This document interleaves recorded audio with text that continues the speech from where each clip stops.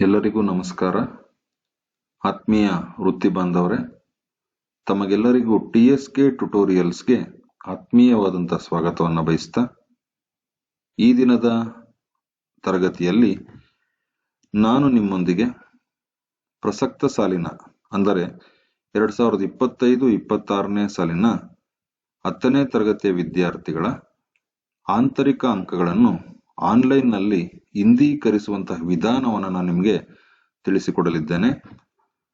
ಮೊದಲನೆಯದಾಗಿ ತಾವು ಯಾವುದಾದ್ರೂ ಬ್ರೌಸರ್ ಅನ್ನ ಕ್ಲಿಕ್ ಮಾಡಿ ಈ ಒಂದು ಸರ್ಚ್ ಬಾರ್ ನಲ್ಲಿ KSEAB ಎಂದು ಟೈಪ್ ಮಾಡಿ ಎಂಟರ್ ಮೇಲೆ ಕ್ಲಿಕ್ ಮಾಡಿದಾಗ ಇಲ್ಲಿ KSEAB ನ ಸ್ಕೂಲ್ ಆಕ್ಟಿವಿಟಿಯ ಒಂದು ಅಡ್ರೆಸ್ ಬ್ಲಿಂಕ್ ಆಗ್ತಿದೆ. ಇದರ ಮೇಲೆ ನಾವು ಕ್ಲಿಕ್ ಮಾಡಿದಾಗ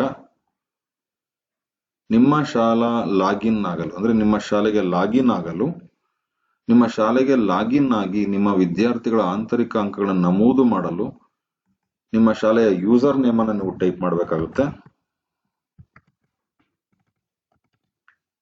ನಂತರ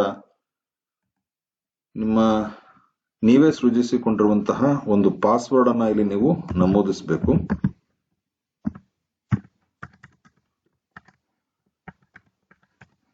ನಂತರ ಇಲ್ಲಿ ಕಾಣ್ತಿರುವಂತಹ ಕ್ಯಾಪ್ಚಾವನ್ನ ಇಲ್ಲಿ ಎಂಟ್ರಿ ಮಾಡಬೇಕು.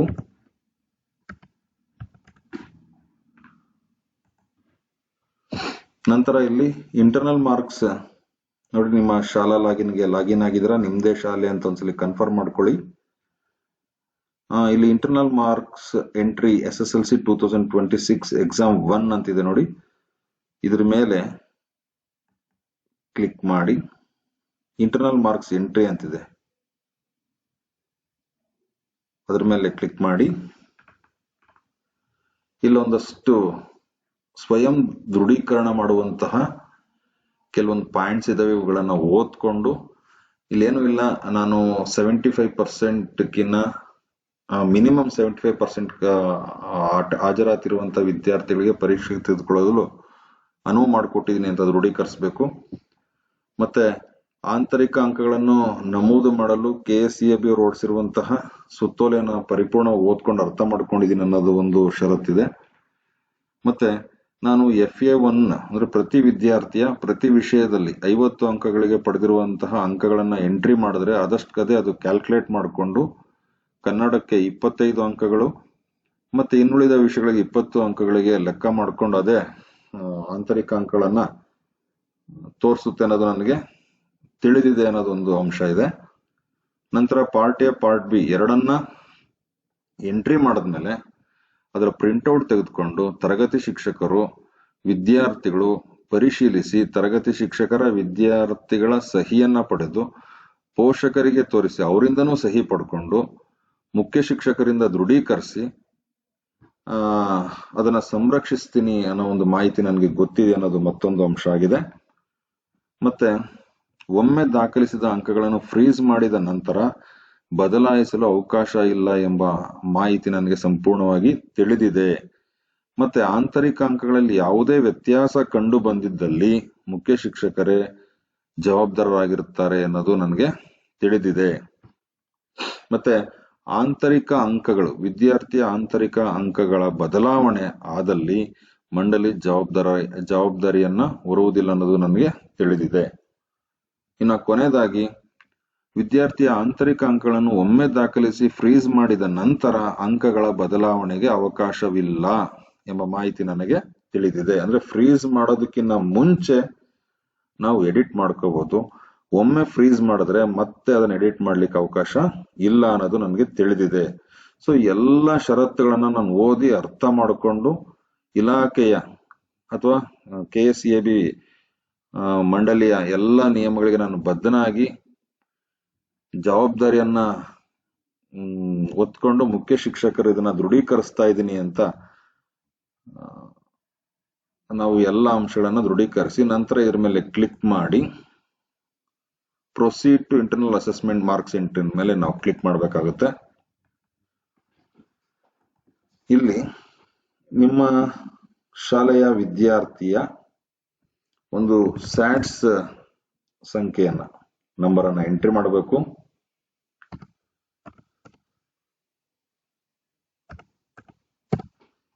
ನಂತರ 75% ಹೆಚ್ಚು ಅಟೆಂಡೆನ್ಸ್ ಇದೆ ಅಥವಾ ಮಿನಿಮಮ್ 75% ಅಟೆಂಡೆನ್ಸ್ ಇದೆ ಅಂತ ಇದ್ದರೆ ಎಸ್ ಅಂತ ಕ್ಲಿಕ್ ಮಾಡಿ.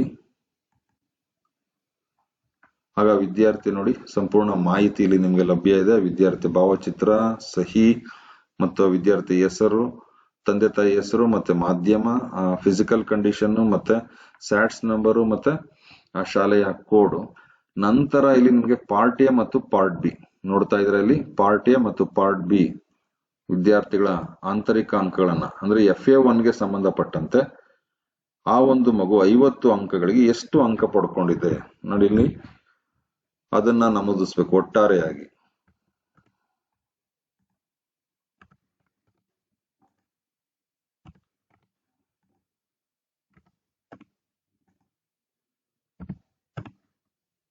ಸೊ FA1 ನಮೂದಿಸಿದ ನಂತರ ಸೇವ್ ಮೇಲೆ ನಾವು ಕ್ಲಿಕ್ ಮಾಡಿದಾಗ ಸೇವ್ ಆದ ನಂತರ FA2 ಓಪನ್ ಆಗುತ್ತೆ.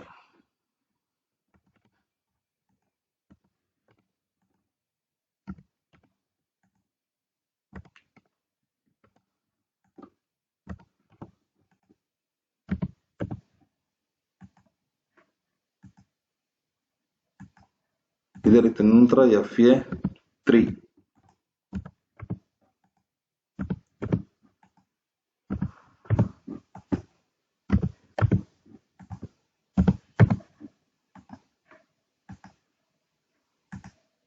ನಂತರ FA4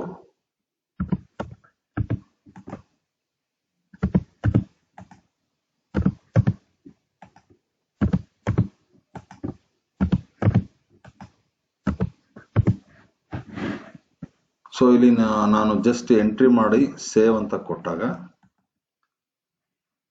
ನೀವು ಇಲ್ಲಿ ಗಮನಿಸ್ತಾ ಇದ್ದೀರಾ ಅದು ಟೋಟಲ್ ಅದೇ ತೆಗೆದುಕೊಳ್ತಾ ಇದೆ 200ಗೆ. ನಂತರ ಇಂಟರ್ನಲ್ ಮಾರ್ಕ್ಸ್ ಅದು ಕ್ಯಾಲ್ಕುಲೇಟ್ ಮಾಡಿ ಅದೇ ಇಲ್ಲಿ ತೋರಿಸ್ತಾ ಇದೆ ನೋಡ್ರಿ 20.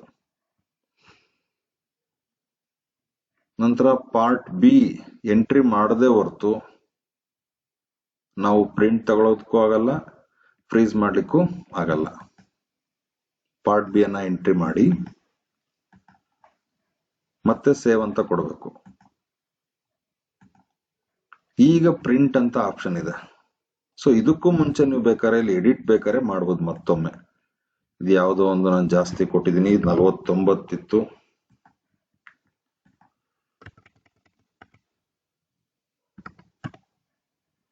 ಮತ್ತೆ ಸೇವ್ ಅಂತ ಕೊಡಬೇಕು. ಈಗ ಪ್ರಿಂಟ್ ಅಂತ ಆಪ್ಷನ್ ಇದೆ ನೋಡಿ, ಇದ್ರ ಮೇಲೆ ನಾವು ಕ್ಲಿಕ್ ಮಾಡಿದಾಗ ನೋಡಿ ಆ ವಿದ್ಯಾರ್ಥಿಯ ಸಂಪೂರ್ಣ ಮಾಹಿತಿಯಲ್ಲಿ just like SSLC marks card ತರ ಸಂಪೂರ್ಣ ಮಾಹಿತಿಯಲ್ಲಿದೆ. ಹೆಸರು, ಪೋಷಕರ ಹೆಸರು, ಮತ್ತೆ ನೋಡಿ ಆ ವಿದ್ಯಾರ್ಥಿಯ ಆಂತರಿಕ ಅಂಕಗಳ ನಾವೇನ್ ಎಂಟ್ರಿ ಮಾಡಿದೀವೋ ಅಲ್ಲಿ ನಮೂದಾಗಿದೆ. ಮತ್ತೆ ಅದೇ 200ಗೆ ಟೋಟಲ್ ತಗೊಂಡಿದೆ, ಅದೇ ಏನ್ ಮಾಡಿದೆ 20%ಗೆ ರೆಡ್ಯೂಸ್ ಮಾಡಿ ಇಲ್ಲಿ ಕೊಟ್ಟಿದೆ. ಪಾರ್ಟ್ ಬಿದು ಅಷ್ಟೇ ಎಂಟ್ರಿ ಆಗಿದೆ. ಇವನೊಂದ್ಸಲಿ ಸೂಕ್ಷ್ಮವಾಗಿ ಗಮನಿಸಿ. ಸಪೋಸ್ ಪಾರ್ಟ್ ಬಿ ನಲ್ಲಿ ಯಾವ್ದಾದ್ರು ಗ್ರೇಡ್ ತಪ್ಪಾಗಿದ್ದಲ್ಲಿ ಅಥವಾ ಪಾರ್ಟ್ ಎ ನಲ್ಲಿ ಏನನ್ನ ಅಂಕಗಳು ತಪ್ಪಾಗಿದ್ದಲ್ಲಿ ನಾವು ಮತ್ತೆ ಎಡಿಟ್ ಮಾಡ್ಕೋಬಹುದು. ನೋಡಿ ಇಲ್ಲಿ ಫ್ರೀಸ್ ಸ್ಟೇಟಸ್ ಅಂತಿದೆ, ಈ ಫ್ರೀಸ್ ಸ್ಟೇಟಸ್ ನೋ ಅಂತಿದೆ.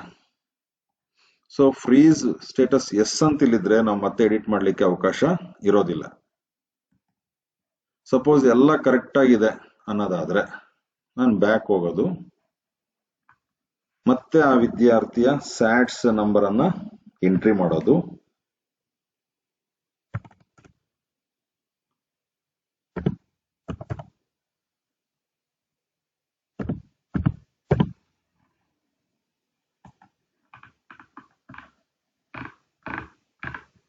ನೋಡಿ ಇಲ್ಲಿ ಇನ್ನೊಂದು ಮೂರನೇದು ನೋಡ್ತಾ ಇದ್ದೀರಾ. ಮೊದಲನೇದು ಸೇವ್ ಮಾಡಿದ್ರಿ, ಪ್ರಿಂಟ್ ತಗೊಂಡ್ರಿ, ನಿಮ್ಮ ಒಂದು ಕ್ರೋಢೀಕೃತ ಅಂಕ ವಹಿಯನ್ನ ಇಟ್ಕೊಂಡು ಕ್ರಾಸ್ ವೆರಿಫಿಕೇಶನ್ ಮಾಡ್ಕೊಂಡ್ರಿ, ಸರಿ ಇದೆ ಅನ್ಬಿಟ್ಟು ವಿದ್ಯಾರ್ಥಿಯಿಂದ ಸಹಿ ಪಡ್ಕೊಂಡ್ರಿ, ಪೋಷಕರಿಗೆ ತೋರಿಸಿ ಸಹಿಯನ್ನ ಪಡ್ಕೊಂಡ್ರಿ, ಕ್ಲಾಸ್ ಟೀಚರ್ ಸಹಿ ಹಾಕಿದ್ರು, ಮುಖ್ಯ ಶಿಕ್ಷಕರು ಸೀಲು ಮತ್ತೆ ಸೈನ್ ಅನ್ನ ಹಾಕಿ ದೃಢೀಕರಿಸಿದ್ರು. ನಂತರ ಫ್ರೀಸ್ ಅಂತಿದೆ ನೋಡಿ ಇಲ್ಲಿ ಗ್ರೀನ್ ಕಲರ್, ಇದ್ರ ಮೇಲೆ ನಾವು ಕ್ಲಿಕ್ ಮಾಡಿದಾಗ ಆ ವಿದ್ಯಾರ್ಥಿಯ ಅಂಕಗಳು ಆನ್ಲೈನ್ ನಲ್ಲಿ ಫ್ರೀಸ್ ಆಗುತ್ತೆ. ಮತ್ತೆ ಒಮ್ಮೆ ಫ್ರೀಸ್ ಮಾಡಿದ್ಮೇಲೆ ಮತ್ತೆ ಎಡಿಟ್ ಮಾಡೋದಕ್ಕೆ ಅವಕಾಶ ಇರೋದಿಲ್ಲ. ಸಪೋಸ್ ಈ ಹಂತದಲ್ಲೂ ಸಹ ಸರ್ ಇಲ್ಲಿ ಏನೋ ಮಿಸ್ಟೇಕ್ ಆಗಿದೆ, ನಾನು ಎಡಿಟ್ ಮಾಡಬೇಕಿತ್ತು, ಇಲ್ಲಿ ತಪ್ಪಾಗಿದೆ ಅಂತ ನೀವು ನೋಡ್ಕೊಂಡ್ರೆ ನೀವು ಇಲ್ಲೂ ಮತ್ತೆ ಎಡಿಟ್ ಮಾಡಬಹುದು. ನೋಡಿ, ಮತ್ತೆ ನಾನೇನ್ ಮಾಡಬೇಕು, ಸೇವ್ ಕೊಡ್ಬೇಕು. ನೋಡಿ, ಮತ್ತೆ ಫ್ರೀಸ್ ಅನ್ನೋದು ಹೊರಟೋಯ್ತು. ಇಲ್ಲಿ 197 ಆಯ್ತು. ಮತ್ತೆ ಪ್ರಿಂಟ್ ತಗೋಬೇಕು. ಮತ್ತೆ ಪ್ರಿಂಟ್ ತಗೊಂಡು ನಾನು 48 ಎಂಟ್ರಿ ಮಾಡಿದ್ನಲ್ಲ, ಅದು ರೆಡಿ ಕರೆಕ್ಟ್ ಆಗಿ ಬಂದಿದೆ. ಅದನ್ನ ರೆಕ್ಟಿಫೈ ಮಾಡ್ಕೊಳ್ಳೋದು, ಮತ್ತೆ ಬ್ಯಾಕ್ ಹೋಗೋದು, ಮತ್ತೆ ಆ ವಿದ್ಯಾರ್ಥಿಯ ಸ್ಯಾಟ್ಸ್ ನಂಬರ್ ಅನ್ನ ನಮೂದಿಸೋದು.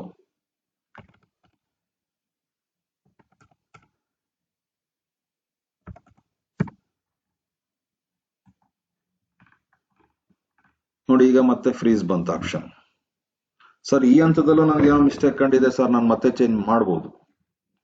ಸೊ ಈ ರೀತಿಯಾಗಿ ಎಲ್ಲವನ್ನ ಬಹಳ ಸೂಕ್ಷ್ಮವಾಗಿ ಗಮನಿಸಿ, ಬಹಳ ಎಚ್ಚರಿಕೆಯಿಂದ ಅಂಕಗಳನ್ನ ನಮೂದಿಸಿ ಫ್ರೀಸ್ ಮೇಲೆ ಕ್ಲಿಕ್ ಮಾಡಿದ್ರೆ ಆ ವಿದ್ಯಾರ್ಥಿಯ ಆಂತರಿಕ ಅಂಕಗಳು ಆನ್ಲೈನ್ ಅಲ್ಲಿ ದಾಖಲೆ ಆಗುತ್ತೆ. ಸೊ ಇಷ್ಟು ವಿಚಾರಗಳನ್ನ ನಾನು ನಿಮ್ ಜೊತೆ ಇವತ್ತು ಹಂಚ್ಕೋಬೇಕು ಅಂತ ಬಯಸಿದ್ದೆ. ಸೊ ಈ ಒಂದು ವಿಡಿಯೋ ನಿಮ್ಗೆ ಇಷ್ಟವಾಗಿದ್ದಲ್ಲಿ ದಯಮಾಡಿ ನನ್ನ ಚಾನೆಲ್ನ ಸಬ್ಸ್ಕ್ರೈಬ್ ಮಾಡ್ಕೊಳ್ಳಿ, ಮತ್ತೆ ನಿಮ್ಮ ಸ್ನೇಹಿತರಿಗೆ ಶೇರ್ ಮಾಡಿ, ಲೈಕ್ ಮಾಡಿ, ಕಮೆಂಟ್ ಮಾಡಿ ಅಂತ ತಿಳಿಸ್ತಾ ಈ ದಿನದ ಒಂದು ವಿಡಿಯೋ ತರಗತಿಗೆ ವಿದಾಯವನ್ನ ಹೇಳ್ತಾ ಇದ್ದೀನಿ. Thank you one and all for watching this video.